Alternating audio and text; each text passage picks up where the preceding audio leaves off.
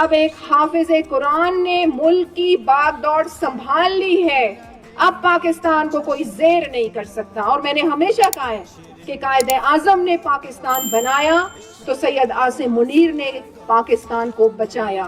تو ہم سب کی ذمہ داری بنتی ہے. یہ صرف اکیلی فوج نہیں ہے، اس کے جوان سرحدوں پہ کھڑے ہیں. ان کے جوان آپ دیکھیں، زلزلہ آ رہا ہے، سیلاب آ رہا ہے، تو ہمارے جو سیکیورٹی نافذ کرنے والے ادارے ہیں، چاہے وہ پاک فوج ہے، وہ سی ٹی ٹی ہے، وہ پولیس ہے، وہ ایف سی ہے، ہمیں ان سب کی عزت کرنی ہے کیونکہ یہ ہماری حفاظت کر رہے ہیں. آج ہم اس محفل کو کتنی خوبصورتی سے سجائے یہاں پر بیٹھے ہیں اور کتنا خوش ہیں، اطمینان بھی چہروں پہ سب کے ہیں، خوشیاں ہیں، مسکراہٹیں ہیں. یہ کس کی بدولت ہے؟